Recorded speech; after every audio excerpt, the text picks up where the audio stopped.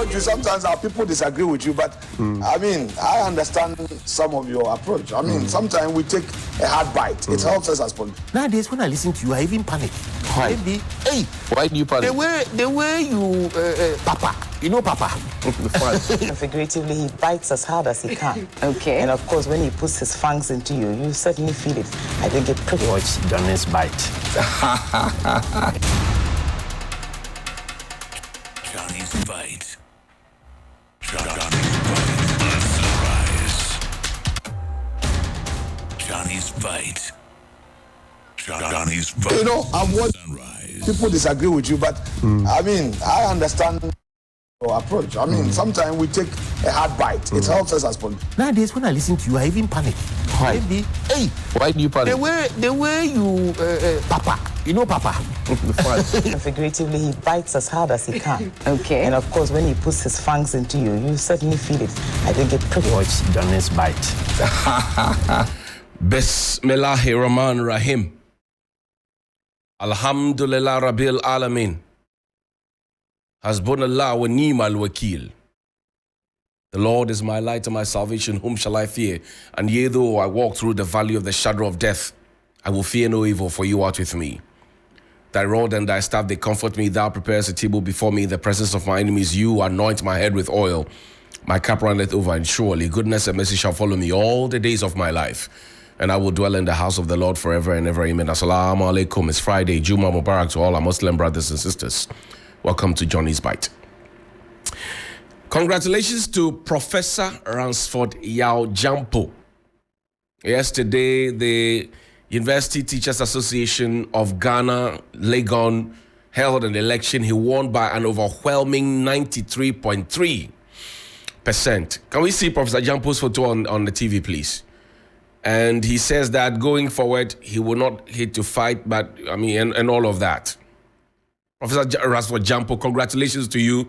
He's been a regular on our shows, on 3FM, on TV3, and all of that. So, Professor Ransford Jampo, thank you. Maybe this weekend you take me to Kubiasis where we can go and celebrate your victory. 93.3. This is good. So, congratulations to you. UTAG has a new president on the campus of the University of Ghana, Legon. Now, yesterday I also mentioned to you how we have a situation where our Committee of Chiefs of Staffs are meeting in the Republic of Ghana. The meeting went on yesterday, went on today. The understanding we have is that the decision has already been reached to go into Niger. What meeting is here is the protocols and the pledges that people can make and how they're going to get into Niger and all of that. At that particular meeting, the Minister for Defense, the Honorable Dominic Nitiwo, he spoke with the Chiefs of Defense Staff. The Minister for Defense, Dominic Nitiwo, he spoke to the Chiefs of Defense Staff and he was asking them to stay true and loyal to the presidents and the governments that they work for. Listen to him.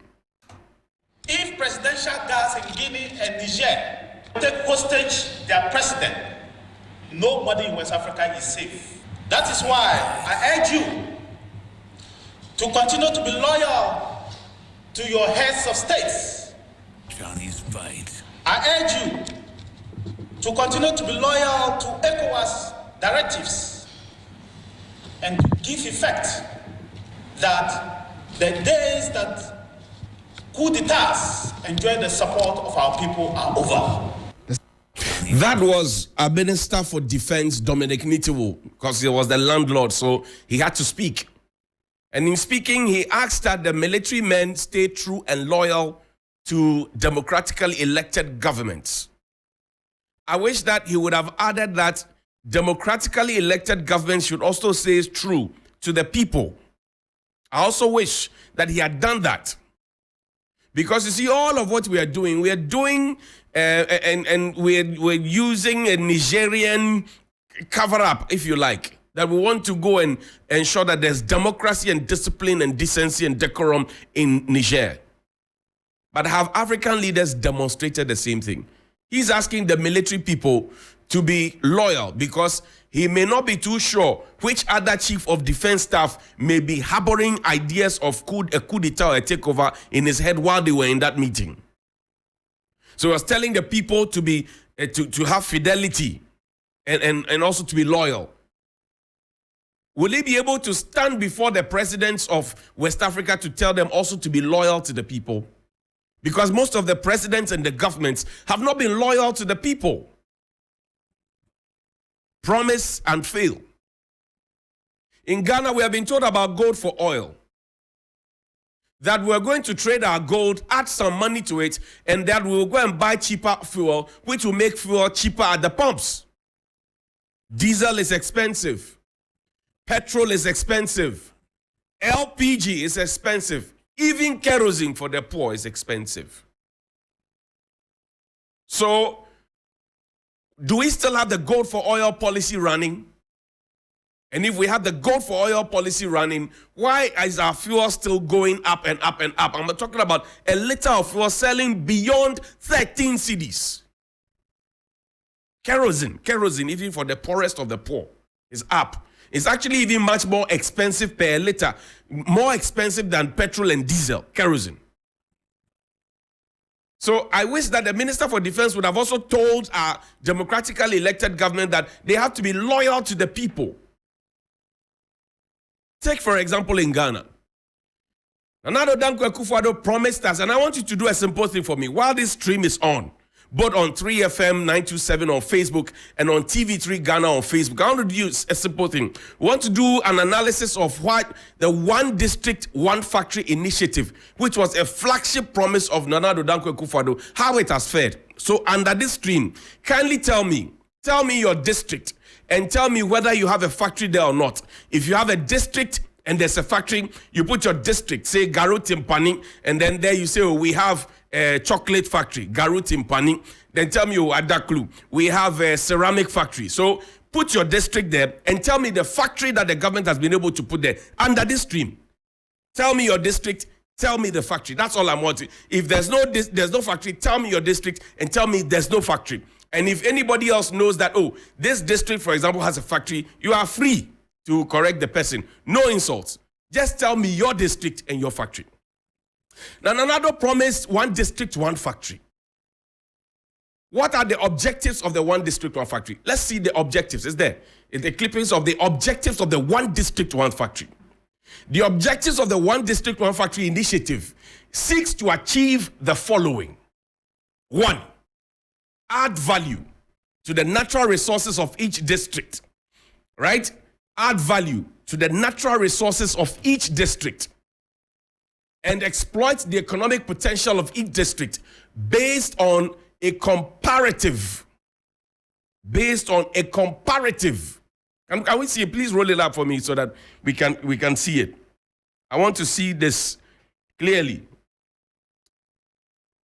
Add value to natural resources of each district and exploit the economic potential of each district based on its comparative advantage. Ensure even and special spread of industries that will stimulate economic activity in different parts of the country.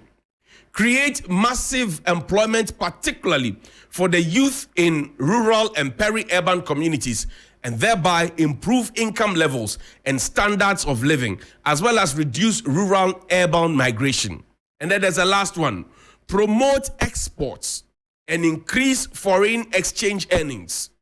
Enhance the production of local substitute for imported goods, thereby conserving scarce foreign exchange. Beautiful. Clap for Nana Addo. And another one. Beautiful initiative. Now today, there's no, we have gone beyond rural-urban migration or rural and peri-urban migration. This morning, I challenge you, go to the US Embassy. Go to the Canadian Embassy. Go to an embassy of your choice, where their GDP is good, where their inflation is good, where people are assured that they can have jobs. People stand in the sun and in the rain. I'm sure if it were snowing in Ghana, people would stand in it to run away because they say the factories and the jobs are not there. So this morning, your task is simple. Under this stream, tell me your district and the factory. Your district and the factory. Your district and the factory. Now, Nanado made the promise, and he said that we're going to create jobs and all of that. Take me to Ningo-Prampram.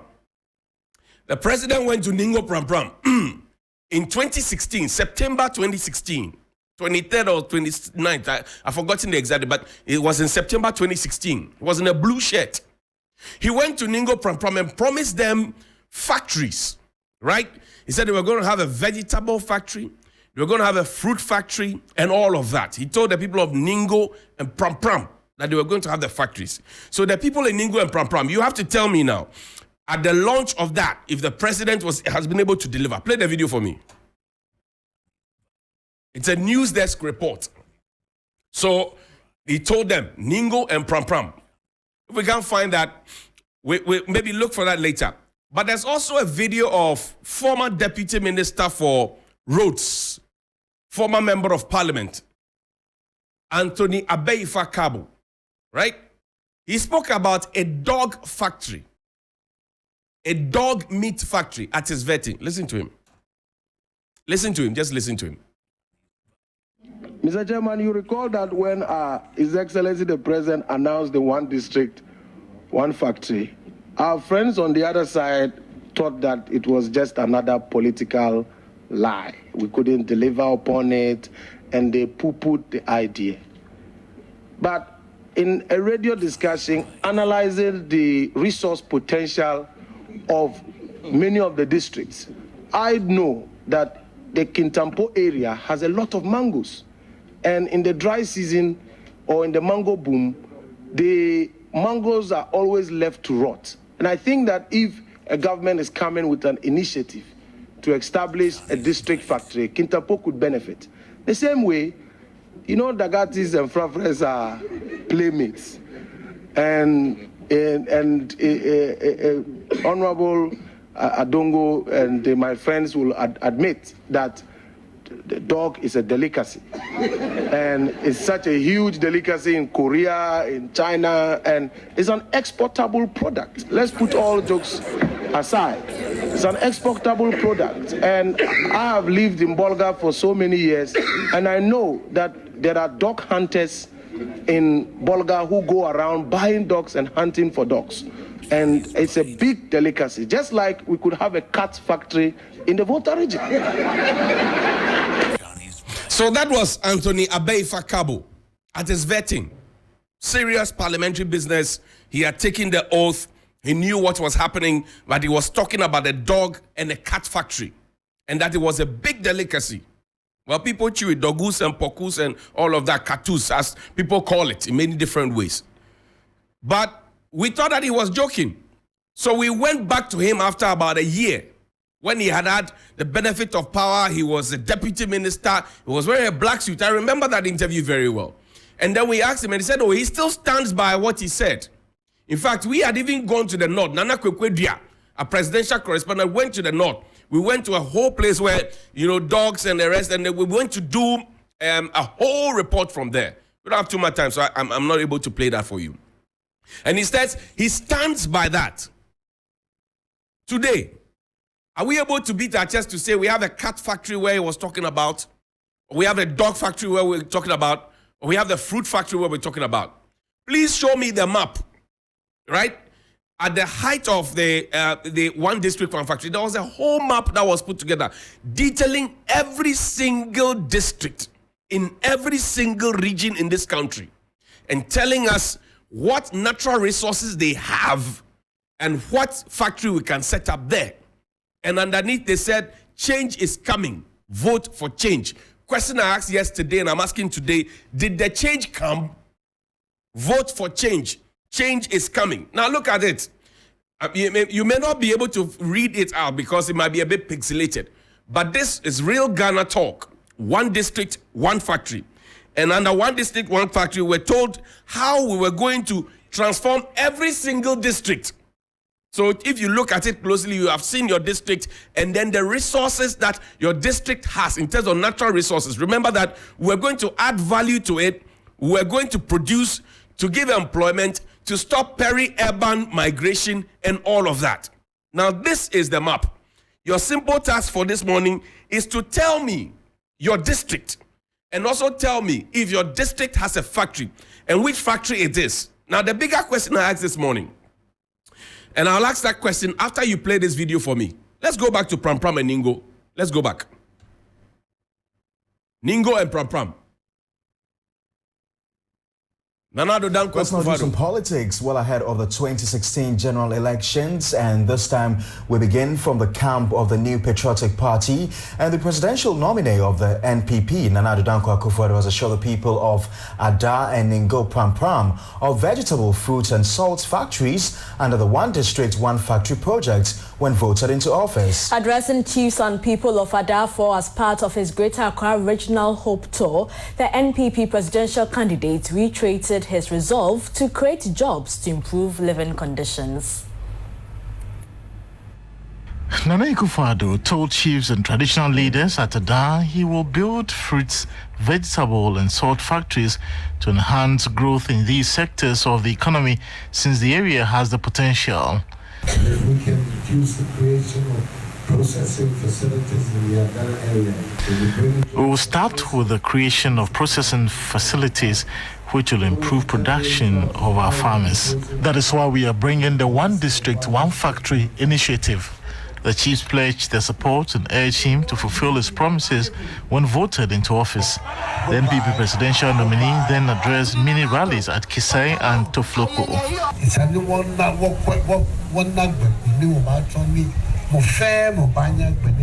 We will bring out policies to ensure every child is in school. You have to be able to go to school to get a discipline and some standing.